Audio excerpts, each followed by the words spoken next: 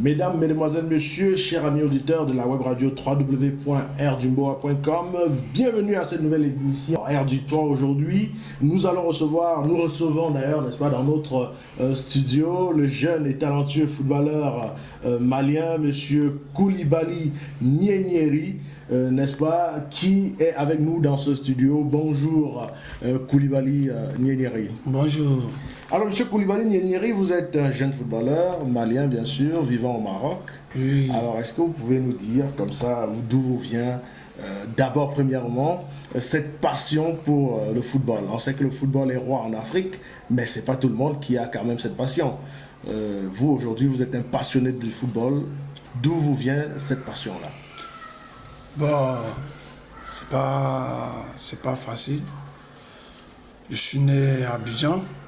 Grandi à Abidjan. J'étais là un jour.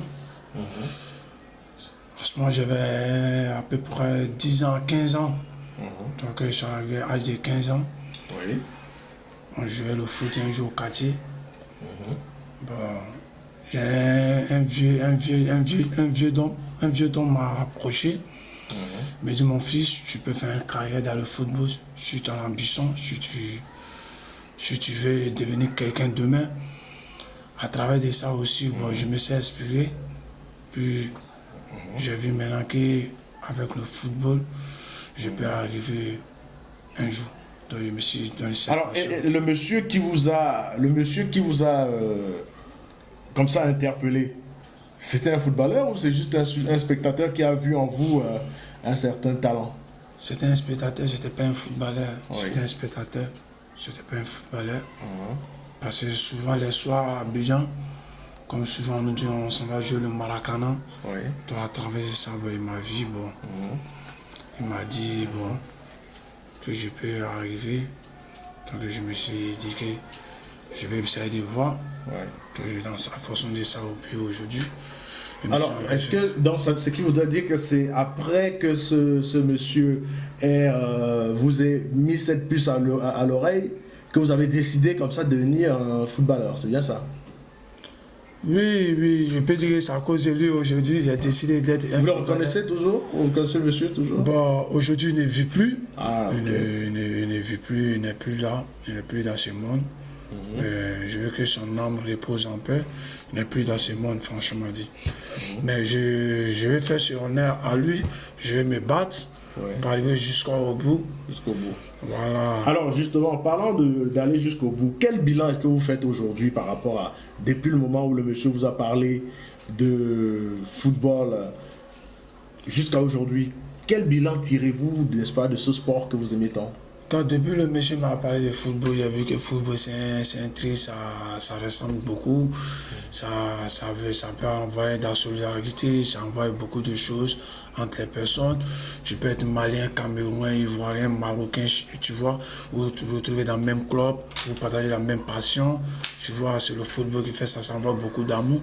Ça te donne beaucoup de la porte de la reçue, de la porte pour croiser plein de personnes, tu vois. En tant qu'un enfant pauvre, tu peux naître dans un bas quartier, puis demain, bon, tu es parmi des millionnaires, des milliardaires.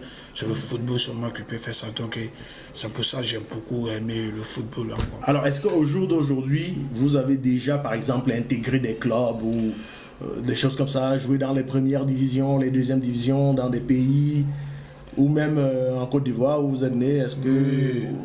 Oui, en Côte d'Ivoire où je suis né, j'ai commencé dans un centre de formation d'abord. Bon, aujourd'hui, je tiens à remercier, je salue mon coach, Bouba. Je ne peux jamais l'oublier, il m'a appris beaucoup de choses. J'ai commencé dans une école de football, j'étais dans le centre de formation. Bon, j'ai appris là-bas, j'ai joué avec Denguele de Odjiné. Après ça, je suis parti à Bamako, j'étais au Real de Bamako. C'est une équipe de première division. Je suis parti au Stade Malien, c'est une équipe de première division. Après, je suis revenu à Africa Foot, c'est une équipe de 2-2. Bon, je tiens aussi à remercier beaucoup mon président d'Africa Foot. Il m'a beaucoup soutenu. Je tiens à le remercier. Il s'appelle Yann Boss. Président Yann Boss, je tiens à le remercier beaucoup. Alors aujourd'hui, avec ce parcours qui n'est pas qui n'est pas aussi mauvais, hein. C'est-à-dire vous avez fait vraiment un beau parcours jusqu'à présent par rapport à votre âge, par rapport à l'avenir qu'il y a devant vous. Je pense que vous avez fait un très beau parcours jusqu'à présent. Mais pourquoi cette fois-ci vous êtes au Maroc? Pourquoi vous avez choisi le Maroc? J'ai choisi le Maroc parce que c'est un pays que j'ai beaucoup toujours aimé. Et puis c'est un pays que la population m'a beaucoup aimé. Vous avez déjà joué au Maroc? Ouais, j'étais au Maroc, j'étais au Chabab de Mohamedia. Oui. En 2014-2015, je suis reparti au Mali. Je suis allé faire 2 saisons au Mali, je suis revenu. Donc j'ai beaucoup aimé le Maroc parce que les Arabes m'ont beaucoup aimé. J'étais avec moi des moments difficiles, des moments faciles. Ils ont beaucoup participé dans ma vie. Donc c'est à cause que je suis revenu au Maroc encore. Bon, pourquoi pas, pour tenter ma chance encore pour aller de l'avant. Alors, comment vous gérez, par exemple, la problématique qu'il y a au Maroc aujourd'hui avec les joueurs étrangers de faire 10 sélections à l'équipe nationale avant de pouvoir postuler au Maroc? Comment vous gérez ça? C'est pas facile. Donc, mais avec le temps, je sais que ça va aller. Les ceux qui n'ont pas eu la chance d'être à la sélection, je sais que ça, Inch'Allah, ça va aller. C'est pas facile. Mais moi, franchement, de ce côté-là, j'arrive à m'en sortir un peu. Bon, franchement, comme moi, j'étais dans une sélection, donc je remercie le bon Dieu pour ça. Mais j'ai pris pour qu'on puisse enlever ces lois-là, pour que mes amis aussi puissent avoir de la chance comme nous. Ok. Alors, les perspectives d'avenir avec le football, quelles sont vos perspectives? Est-ce que vous pensez que vous allez vivre votre vie par le football, ou bien vous pensez qu'à l'avenir, vous aurez peut-être envie de changer de métier ou... Non, jamais. Le football à vie. C'est le football à vie, ça fait jamais. Vous allez toujours rester dans le foot? Ouais, on va rester toujours dans le foot, Donc, alors, et quelles sont les perspectives actuelles que vous avez par rapport au foot?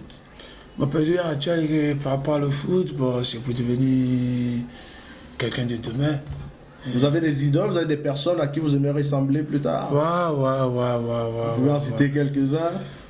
Aujourd'hui, tout le monde dit que je joue comme mon idole, comme mon homo, Yaya Touré, Nieneri. Ouais.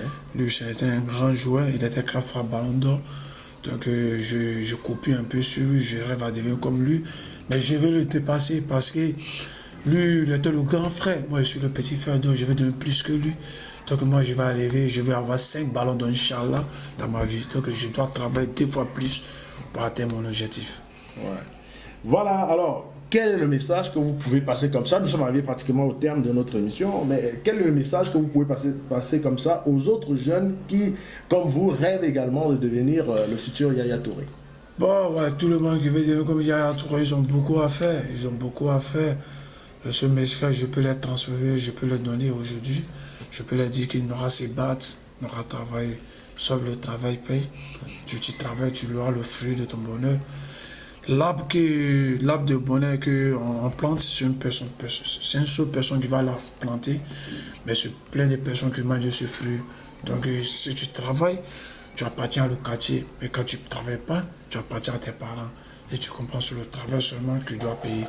Donc je vais dire, toute personne qui veut travailler, toute personne qui veut devenir comme Yaya Touré, il doit travailler. Yaya Touré ne doit pas. Il travaille beaucoup. Donc le dernier message que je peux dire, je vais en profiter de dire à mes amis qu'il n'aura beaucoup travaillé. Le travail va payer un jour. Voilà, merci à M. Koulibaly Nieneri d'avoir accepté notre invitation à passer dans notre studio airdumbora.com. Merci, chers amis auditeurs, de nous avoir écoutés, d'avoir accordé un petit moment à notre footballeur vedette. Comme ça, ce sont des talents que nous dénichons au quotidien ici au Maroc. Et aujourd'hui, c'est avec M. Nieneri Koulibaly que nous nous sommes entretenus. Nous vous donnons rendez-vous, n'est-ce pas, dans une prochaine édition de Air du Sport. D'ici là, portez-vous bien. Bye bye.